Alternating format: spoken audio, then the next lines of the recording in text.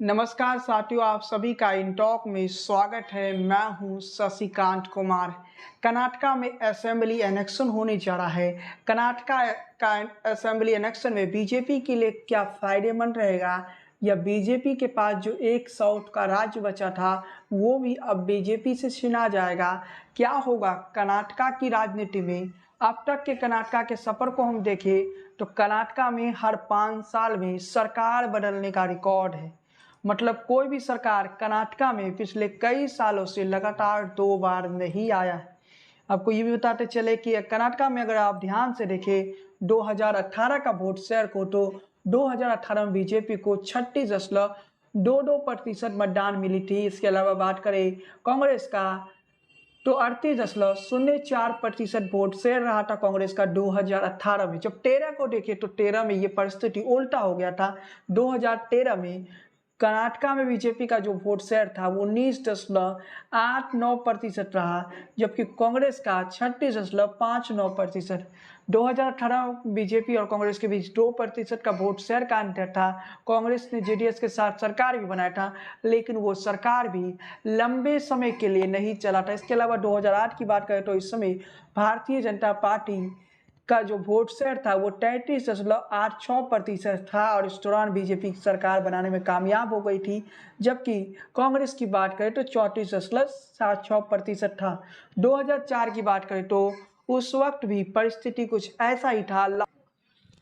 इसके साथ ही आपको बताते चले कि 2004 की बात करें तो 28.33% वोट शेयर था बीजेपी का, जबकि कांग्रेस का 40.84% वोट शेयर था 2004 में। इसके अलावा और पीछे जाए तो 1999 में भी यह परिस्थिति कुछ ऐसा ही था, जहां बीजेपी को 20% के वोट शेयर था, लगभग 21% का वोट शेयर था, जबकि कांग्रेस का जो वोट शेयर था वो 40% था, यानी 40.84%। और बीजेपी का 1999 में 20.69% था। 1994 को हम देखें तो बीजेपी का जो वोट शेयर था वो 16.99% था, जबकि कांग्रेस का 26.25%। और 1989 में बीजेपी का वोट शेयर महज 4.14% था, जबकि कांग्रेस का 43.76% था। 1985 में 3.8% बीजेपी का वोट शेयर था, जबकि कांग्रेस का 40.82%। इन तमाम वोट शेयर को अगर आप देखेंगे तो कांग्रेस का सबसे बेहतर वोट शेयर 1989 में आया। बीजेपी की स्थापना 1985 में हुई थी, उसके बावजूद भी बीजेपी 1985 में 3 वोट शेयर, लगभग 4% वोट शेयर कर्नाटका में लाने में कामयाब हो गई थी। लेकिन वर्तमान दौर में देखिए, लास्ट के 3 या 4 इलेक्शन को आप जब देखेंगे तो कर्नाटका में किसी की पार्टी को स्पष्ट रूप से बहुमत नहीं मिला, यानी एक ऐसी सरकार बनी जिसके पास बहुमत नहीं था। किसी तरीके से जोड़ तोड़ की सरकार कर्नाटका में ज़्यादा बना। अब 2023 में भी क्या यही होने वाला है? क्या 2023 में भी जोड़ तोड़ का सरकार बनने जा रहा है, या इस बार बीजेपी को सफलता मिलेगा? अभी तक जितने भी सर्वे आ रहे थे उसमें कांग्रेस पार्टी बेहतर बढ़त बनाई हुई थी, लेकिन अचानक कांग्रेस के अध्यक्ष मल्लिकार्जुन खड़गे ने कुछ ऐसा कह दिया कि बीजेपी को कहीं ना कहीं फायदा होता दिख रहा है। और मल्लिकार्जुन खड़गे ने कहा क्या, तो नरेंद्र मोदी की तुलना सांप से कर दिया। और नरेंद्र मोदी को इस प्रकार से, नरेंद्र मोदी के लिए ऐसे शब्दों का प्रयोग मल्लिकार्जुन खड़गे ने किया कि जहीरा सांप है पीएम नरेंद्र मोदी।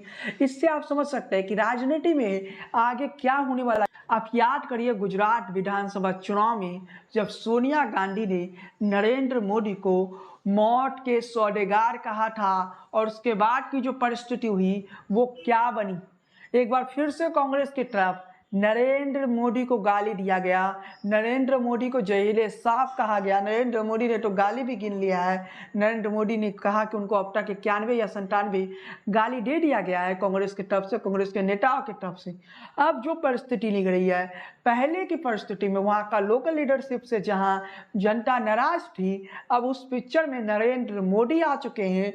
और नरेंद्र मोदी आए भी किसके कारण, तो मल्लिकार्जुन खड़गे के कारण। तो इससे पहले ये लग रहा था कि कांग्रेस पार्टी हो सकता है अपने दम पर सरकार बना ले, लेकिन अब ऐसी परिस्थिति बन सकती है कि कांग्रेस पार्टी अपनी सरकार ना बनाए, ना ही वहां पर किसी पार्टी को स्पष्ट रूप से बहुमत मिलेगा।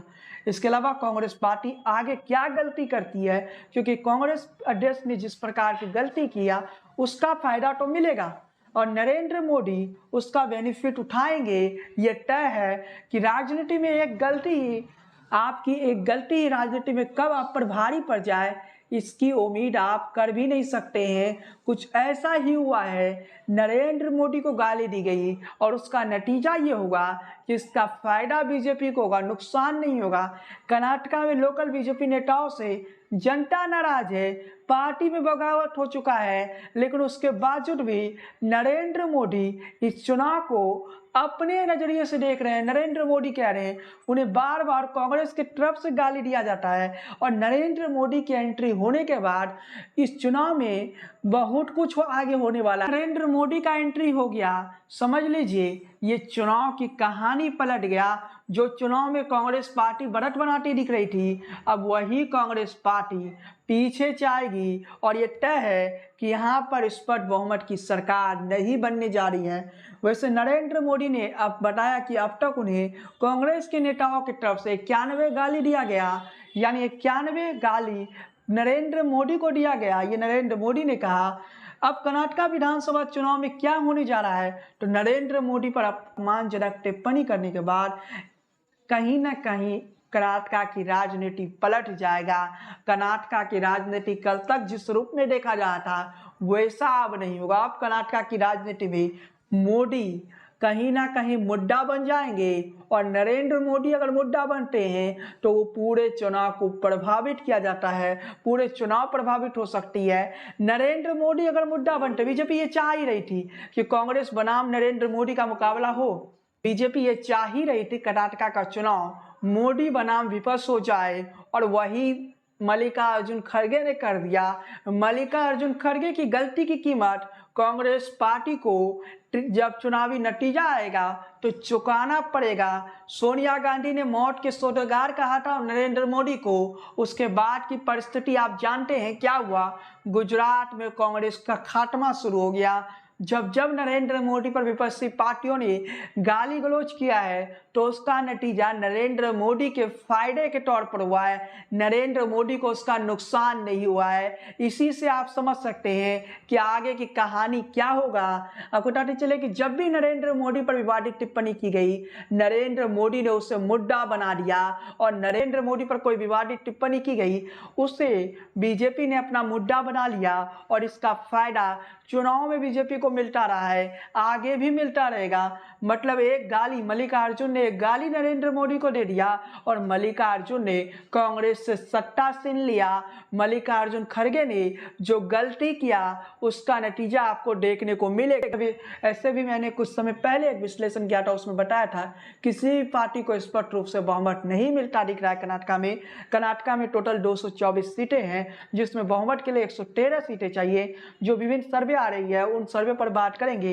नरेंद्र मोदी पर जब भी विवादित टिप्पणी की जाती है उसका जो इफेक्ट होता है कांग्रेस के लिए अच्छा नहीं रहा है। अब तक नरेंद्र मोदी को कितनी गालियां पड़ी है तो सबसे पहले बताते हैं। सोनिया गांधी ने 2007 में गुजरात विधानसभा चुनाव के दौरान मौत का सौदागर कहा था। इसके आगे हम बढ़ते हैं। राहुल गांधी जो कि उनके बेटा है, सोनिया गांधी के बेटे हैं, उन्होंने 2014 में नरेंद्र मोदी को जहर की खेती करने वाला बता दिया था, जिसका नतीजा ये हुआ कि देश में लगभग 30 सालों के बाद पूर्ण बहुमत की सरकार बनी और नरेंद्र मोदी की पार्टी यानी भारतीय जनता पार्टी 278 सीटें जीत गई 2014 के लोकसभा चुनाव। इसके आगे आपको बताते चले कि मणिशंकर अय्यर ने 2014 में एक विवादित बयान दिया था, चाय वाला कहा था नरेंद्र मोदी को, जिसका नतीजा ये रहा कि आपको पता ही कि 2014 में नरेंद्र मोदी को कितनी बड़ी सफलता मिली। मणिशंकर अय्यर ने इसी तरह का बयान 2017 में कहा था। जो गुजरात चुनाव एक पल के लिए लग रहा था कि कांग्रेस के हाथ में चले जाएगा, वहीं गुजरात में कांग्रेस पार्टी चुनाव हार जाती है। इसी तरह की कहानी आप देखेंगे पीएम नरेंद्र मोदी पर कांग्रेस पार्टी ने। ऐसे कई उदाहरण हैं जब कांग्रेस पार्टी के नेताओं ने पीएम नरेंद्र मोदी पर कोई टिप्पणी किया है और उस टिप्पणी का नतीजा ये रहा है कि कांग्रेस पार्टी को उसका कीमत चुकाना पड़ा, कांग्रेस पार्टी को चुनाव में हारना पड़ा और कांग्रेस पार्टी को चुनाव हारना पड़ा। साथ ही आपको बताते चले कि कर्नाटक असेंबली इलेक्शन 2023 में जो सबसे बड़ा मुद्दा विपक्षी पार्टियों की तरफ से उठाया जा रहा है वो 4% मुस्लिम आरक्षण है। इस विषय पर अमित शाह ने एक बयान दिया है। अमित शाह ने क्या कहा? केंद्रीय मंत्री अमित शाह ने कहा कि कांग्रेस ने वोट बैंक के लिए मुसलमानों को आरक्षण दिया था, लेकिन हमने इसे खत्म कर दिया, हमने मतों की चिंता नहीं की। अब मुस्लिम आरक्षण पर जो इतना बड़ा विवाद चल रहा है उस पर केंद्रीय गृह मंत्री अमित शाह का बयान सामने आ जाता है, जो कि बीजेपी में दूसरे नंबर पर हैं। गृह मंत्री अमित शाह ने कहा कि हमने वोट बैंक की फिक्र किए बिना ही मुस्लिम आरक्षण को समाप्त कर दिया है। इसके अलावा आपको बताते चले कि मुस्लिम आरक्षण पर सुप्रीम कोर्ट में सुनवाई भी चल रहा है।